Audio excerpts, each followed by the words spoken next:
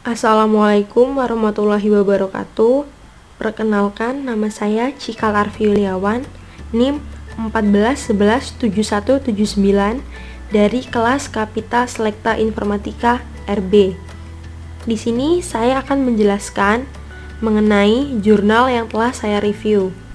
Judul jurnal yang saya review adalah Sistem Pakar Deteksi Penyakit Refraksi Mata dengan metode teorema Bayes berbasis web. Dan ini adalah jurnalnya yang telah saya review. Saya melakukan review pada jurnal ini mengikuti petunjuk yang ada pada slide. Poin-poin yang ada di dalam sini juga sudah mengikuti yang ada di dalam slide. Untuk yang pertama yaitu pada bagian judul. Judul jurnal yang akan saya review itu Sistem Pakar Deteksi Penyakit Refraksi Mata dengan metode teorema Bayes berbasis web. Judul di sini masih berupa kalimat dan terlalu panjang, sehingga sedikit kurang atraktif dan terlihat kurang menarik untuk dibaca. Selain itu, judul dari jurnal ini memiliki nilai positif di mana penulis jurnal tidak menggunakan singkatan sedikit pun.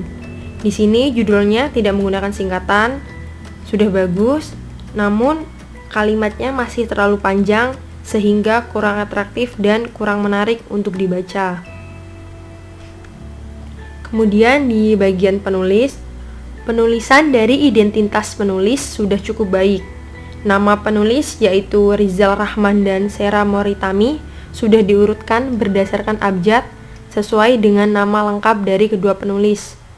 Akan tetapi, alamat yang ditulis kurang lengkap karena hanya mencantumkan alamat email dan nama instansi. Jadi, untuk identitas penulisnya sudah bagus, namanya sudah sesuai abjad, namanya juga sudah lengkap, namun pada bagian alamat masih kurang. Kemudian pada bagian abstrak, penulisan abstrak dari jurnal ini sudah cukup baik, di mana penulisan abstrak sudah cukup singkat, padat, dan jelas. Abstrak dari jurnal ini sudah memuat aspek-aspek seperti tujuan utama, ruang lingkup, metodologi, ringkasan, dan juga sedikit kesimpulan. Dalam abstrak ini terdapat 204 kata yang memberi gambaran terhadap isi dari jurnal tersebut. Akan penulisan abstrak ini memiliki kelemahan dengan hanya memiliki 3 buah keyword atau kata kunci. Di sini abstraknya sudah baik, penulisan abstrak sudah cukup singkat, padat, dan jelas. Aspek-aspeknya juga sudah jelas seperti tujuan utama, ruang lingkup, metodologi, ringkasan, dan juga sedikit kesimpulan.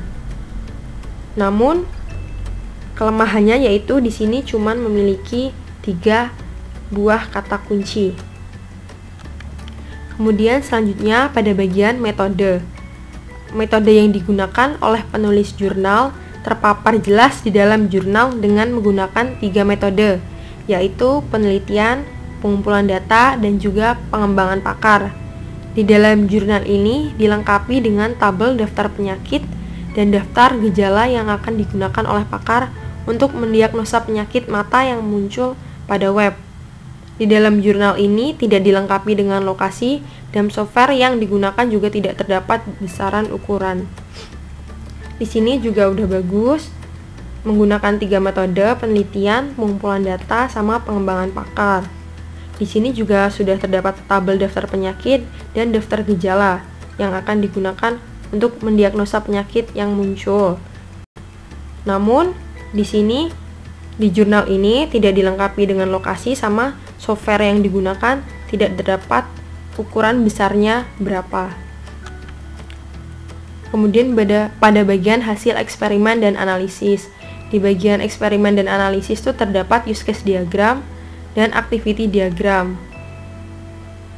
Seperti ini, seperti bisa dilihat. Activity diagramnya juga terdapat beberapa dan bisa dimengerti karena mudah dipahami.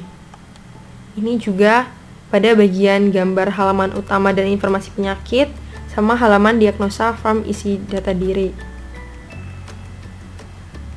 Di sini juga ada hasil gambar halaman hasil dan cetak hasil sama halaman login admin. Dan ini adalah gambar halaman awal admin. Dalam jurnal ini, simulasi web yang dibuat untuk mendeteksi penyakit mata ditampilkan dengan baik berikut dengan use case diagram dan juga activity diagram. Hasil diagnosa penyakit mata pada aplikasi ini sudah sesuai dengan teorema Bayes yang digunakan. Hasil dari web ini sudah selaras dengan kajian teori yang digunakan. Namun, pada gambar ini belum diberikan keterangan yang lebih jelas, hanya judul utama seperti ini, misalnya halaman utama dan informasi penyakit.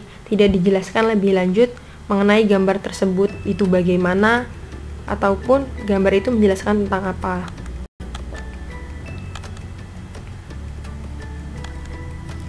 Kemudian bagian kesimpulan yang ditulis dalam jurnal ini merupakan ringkasan dari penelitian yang sudah menekankan pada tujuan awal. Dalam kesimpulan ini tidak ada hasil-hasil baru yang ditulis dan juga tidak ada arah penelitian berikutnya.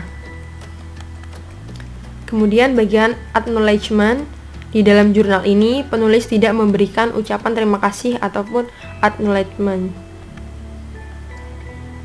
Bagian referensi yang digunakan dalam jurnal ini cukup relevan dan menggunakan referensi dari literatur yang sudah terbit.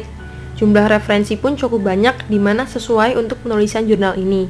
Style dari penulisan referensi juga sudah cukup baik dengan menggunakan aturan publikasi IEEE. Kemudian di sini ada saran ataupun beberapa catatan agar jurnal ini menjadi lebih baik. Untuk yang pertama yaitu pada bagian judul, ada baiknya jika judul dari jurnal itu diperpendek sehingga dapat menarik minat pembaca, dan juga menambahkan keyword pada bagian abstrak. Karena di abstrak tadi keywordnya cuma 3, jadi lebih baik kalau ditambahkan keyword lebih banyak. Pada bagian metode, ada baiknya diperjelas lokasi dari penelitian, juga ukuran software yang digunakan, dan standar-standar yang menjadi acuan sebagai informasi tambahan. Selain itu, pada bagian kesimpulan ada baiknya untuk menuliskan hal-hal baru dan juga arah penelitian berikutnya. Dan penulis sebaiknya memberikan ucapan terima kasih kepada pihak yang membantu dalam penulisan jurnal ini dalam acknowledgement. Dan juga pada gambar tadi diberikan penjelasan mengenai gambar tersebut. Gambar tersebut menjelaskan tentang apa pada bagian hasil dan eksperimen. Saya rasa itu yang dapat saya sampaikan. Saya akhiri, wabillahi taufiq wal hidayah. Wassalamualaikum warahmatullahi wabarakatuh. Dan mohon maaf jika banyak kesalahan maupun kekurangan dalam penyampaian presentasi saya. Saya akhiri, terima kasih.